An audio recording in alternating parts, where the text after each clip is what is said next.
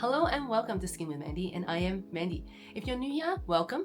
I am Mandy, I'm a skin therapist, I'm a nurse and a mum of two, I'm a wife, and I make these videos for people that is finding their way through, not only for skin, but beauty and also more of their internal self-finding. Because throughout the years, I've done my own fair share of finding myself, beauty related. I've been in beauty pageants before. I've also been on stage, so that also requires presentation, outlook, to be on stage, be on TV. These all make me who I am today. I'm more of a holistic type of skin therapist. I don't believe one cream solves everything. It's mainly everything all together. Medication, I don't really like. I don't prefer medication unless necessary. Herbs, the creams, the skincare, the daily habits, the supplements are more my type of solution. You find the way how to resolve it permanently is more balancing internally. So this week we are going to hop into our part 2 of face mapping. We already covered face mapping. If you haven't watched that, you can click on the video right on the side on the top and you can have a recap or have a look at that. Yes, my voice is a little bit cracking. The weather's got me, but does not prevent me from recording. So I'm still here making this video for you. So I'll appreciate if you give me a like down at the bottom or click a subscribe so you won't miss a weekly update of another skin knowledge. It is a very good skill to have, just to know what's happening internally, so you're not frantically going, oh my god, I'm using the wrong product or I've done something very bad causing all these breakouts. Baby, it is just naturally your body is just detoxing through that. There is ways to lessen the symptoms, and today is the video that we are going to be doing. Let you know what can you do to lessen the symptoms and to identify what food group is not suitable for your body. Okay, let's get straight into it. A group of acne, that bunches and symptoms that causes that face, gesture a certain food type that you don't like. The sugar face. Sugar face, forehead lines, you will have more prominent wrinkles, under eye sagging, pimples across your face, cystic acne, dark grey and pale hue on the face, and also thin down your eyebrows. Dairy face have symptoms of puffy eyelids, darkness and eye bags under the eyes, acne and blemishes all over the face, pale cheeks and chin pimples. So that's very common, which I also suffer that too. When I have anything dairy, I would pop up quite a few fresh ones right underneath where my chin is. To help that, which is to have some digestive enzymes, which I'll put the box of product that I would recommend. That enzyme, every time you have dairy, then you just eat dairy, and then it just helps you to break down that dairy. The wine face, pronounced lines or acne between the eyebrows, droopy eyelids, face, fine lines and wrinkles underneath the eyes, dehydrated skin with feathery lines across the cheeks, enlarged pores or reddish skin tone. And then lastly, we have the gluten face.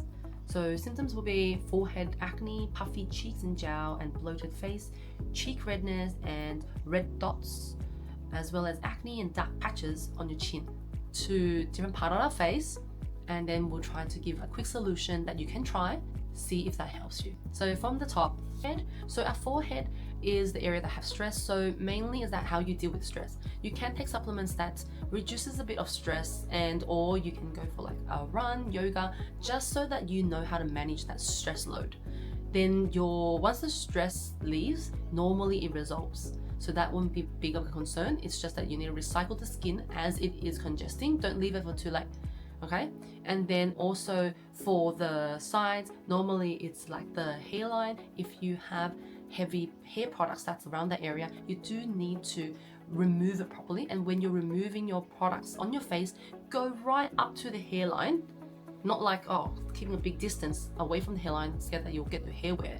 You do need to go right to the edge of the hairline to get every single part of your face cleansed. And then also that because of sweat, you can use disposable towels. You wipe it and you discard it. In my skin studio as well, you use it and you throw it. So eyebrow, when you're plucking it incorrectly, you may have ingrown hair and that causes it. So if you could go for a waxing is more clean. It does pull out everything else. Shaving causes more higher chance of ingrown hair. Pick and pluck it back out to release that ingrown, or else you may curl and become a boil in the end, which is even worse. This area is mainly the liver area here as well. So when you are having late nights, drinking more alcohol, having food that is spicy, oily, you do break out tend to break out a bit more around the eyebrow area. There is supplements that you can do for that area as well. I'll link it here as well.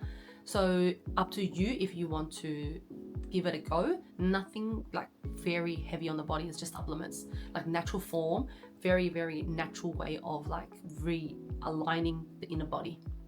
And then for me, I'm super lazy. I need things to work, but then the least effort. That's my style. The cheeks area. So the cheeks area mainly is minor food sensitivity. So if you're eating something that your body does not like, normally it reflects around the cheeks area. If you are like minor crustacean sensitivity, you may not yet have have little dots around. And if your immunity goes down, then sometimes it goes around the cheeks area as well. And if you're intaking too much sugar, it also goes around the cheeks on the side as well. So look into that, decrease the sugar intake. If it's daily habit, you have a tendency to mush our face onto it every night, and that is not ideal if you have pimple prone skin already. So I suggest my clients to get 7 hand towels, you know, those cheap hand towels that you can get, line it onto your pillowcase, and you sleep on one every night. And in the morning, you throw that into the laundry, and then once the week ends, you just bulk wash it, and then you reuse the whole thing again next week. Put on your face, everything that touches your face, clean and sanitize it, make it as clean as possible, or just don't touch your face at all. Your boyfriend, husband, etc., try not to let them touch your face. And their things may not be 100% clean. You love them, but you really do need to make sure that they're clean before they touch you.